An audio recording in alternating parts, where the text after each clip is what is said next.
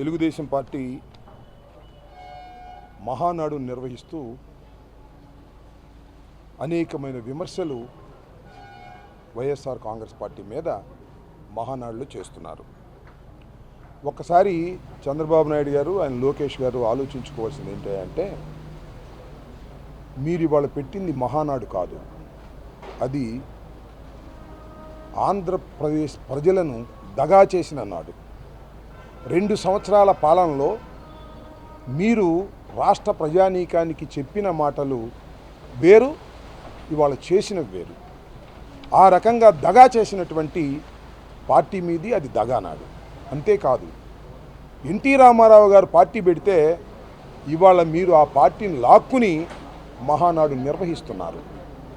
ఇది మహానాడు అనడం కంటే బాబు కొడుకుల భజన నాడు అని చెప్పడంలో ఏ విధమైన సందేహం లేదు. చంద్రబాబు నాయుడు గారు ఎంత ఆవేశపడిపోతున్నాడంటే, జగన్మోహన్ రెడ్డి గారిని వైఎస్ఆర్ కాంగ్రెస్ పార్టీని తిట్టేటటువంటి కార్యక్రమంలో చాలా దూరం వెళ్ళిపోతున్నారు. ముఖ్యంగా మెగా డిఎస్సి జరుపుతానని చంద్రబాబు నాయుడు గారు అధికారంలోకి రాకముందు చెప్పాడు, జరిపాడు. అది మెగా డిఎస్సినా, పెద్ద దగా డిఎస్సి.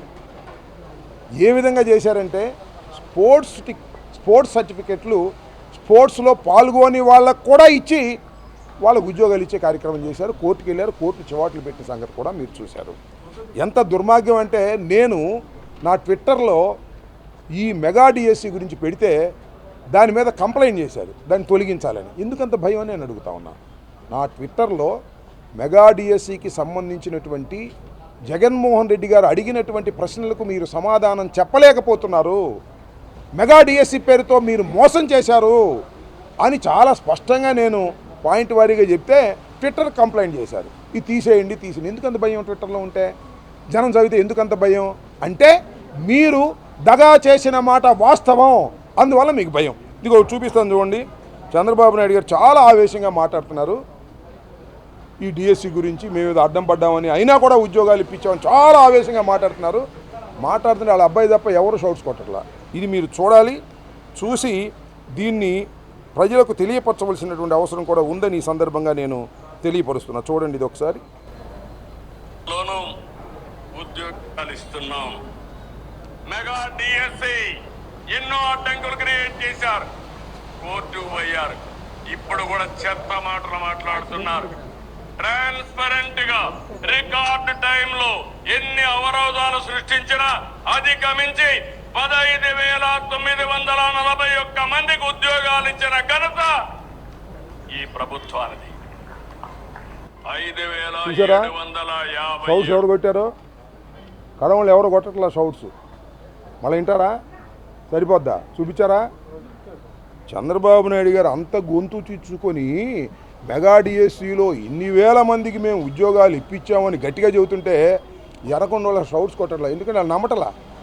ఒక అబ్బాయి మాత్రం కొడుతున్నాడు.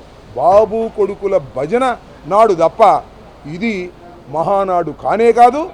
ఎన్టీ రామారావు గారు పెట్టిన మహానాడు అంతకంటే కాదు. ఒక దుర్మార్గమైనటువంటి పాలన 2 సంవత్సరాలు చేశారు. మేము 2వ తారీఖు నుంచి 4వ తారీఖు నుంచి మళ్ళా 12వ తారీఖు వరకు కూడా ఆయన చేసినటువంటి మోసాలను ప్రజల్లోకి తీసుకువెళ్ళడం కోసం అనేక కార్యక్రమాలు చేయాలని ఈ రోజునే జగన్మోహన్ రెడ్డి గారి మీటింగ్లో నిర్ణయం జరిగింది. చంద్రబాబు నాయుడు గారు ఈ 2 సంవత్సరాల పరిపాలనలో ఆయన చేసిన దగాలు, మోసాలు, అన్యాయాలు, అక్రమాలు అన్నిటినీ కూడా ఎండగట్టేటటువంటి కార్యక్రమం చేస్తాం. నాకు తెలిసినంత వరకు ఈ రాష్ట్రంలోనే కాదు, ఈ దేశంలోనే 2 సంవత్సరాల్లో ఇంత భయంకరమైన ప్రజా వ్యతిరేకతను మూటగట్టుకున్నటువంటి ప్రభుత్వం కూటమి ప్రభుత్వం. అవన్నింటినీ డైవర్ట్ చేయడానికి గొడ్డలి పార్టీ అంటాడు, పలుగు పార్టీ అంటాడు, పిచ్చి పిచ్చి మాటలన్నీ ఆయన మాట్లాడుతున్నాడు. పిచ్చి పిచ్చి మాటలన్నీ ఆయన మాట్లాడుతూ మేము పిచ్చి పిచ్చి మాటలు మాట్లాడామనేటువంటి మాటలు నారా చంద్రబాబు నాయుడు గారు వాళ్ళ అబ్బాయి చేస్తున్నారు. ఇది దుర్మార్గమైనటువంటి పాలన. ఈ పాలన ఇంకా 3 సంవత్సరాలు కొనసాగాలి. అది ఇక్కడ బాధాకరమైన విషయం ప్రజలకి. కాబట్టి ఇవాళ చంద్రబాబు నాయుడు గారు చేస్తున్నటువంటి టక్కు టమారా విద్యలన్నింటినీ కూడా ఎదుర్కోవడానికి వైఎస్ఆర్ కాంగ్రెస్ పార్టీ సర్వసన్నద్ధమైందని కూడా ఈ సందర్భంగా చెప్పదలుచుకున్నాను.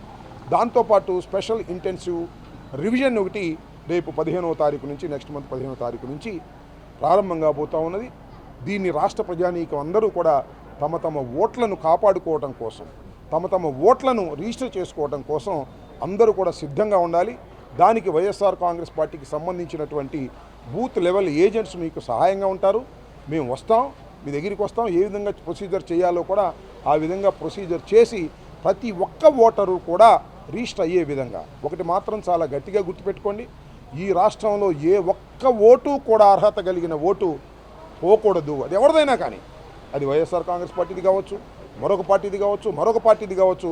ప్రతి ఓటరు కూడా, ప్రతి పౌరుడు కూడా ఓటరుగా నమోదయ్యే కార్యక్రమాలు చేసుకోవాల్సిన బాధ్యత ఉన్నది. ఒకవైపున ఎలక్షన్ కమిషన్, మరొక వైపున మన అవేర్నెస్, దాంతోపాటు వైఎస్ఆర్ కాంగ్రెస్ పార్టీ సహకారంతో ప్రతి పౌరుడు కూడా తమ ఓటుని రిజిస్టర్ చేసుకొని ఓటు హక్కుని వినియోగించుకునే విధంగా చేయాలి. ఏ ఒక్క ఓటు కూడా పోకోకుండా ఉండే విధంగా కాపాడుకోవాల్సిన బాధ్యత ప్రజలదని, దానికి వైఎస్ఆర్ కాంగ్రెస్ పార్టీ అండగా ఉంటుందని, మీకు సహాయంగా ఉంటుందని, మీకు సమాచారం ఇచ్చేందుకు కూడా ఉంటుందనే విషయాన్ని గుర్తుపెట్టుకోండి. నెక్స్ట్ మంత్ 15వ తారీఖు నుంచి ఆ పైన మంత్ 15వ తారీఖు వరకు కూడా ఈ ఇంటెన్సివ్ రివిజన్ జరుగుతుంది. ఈ రివిజన్లో అందరూ చురుగ్గా పాల్గొని తమ తమ ఓటుని సద్వినియోగం చేసుకునే విధంగా, చేర్చే విధంగా అందరూ కూడా అవేర్నెస్తో ఉండాలని హృదయపూర్వకంగా కోరుకుంటున్నాం. Thank you.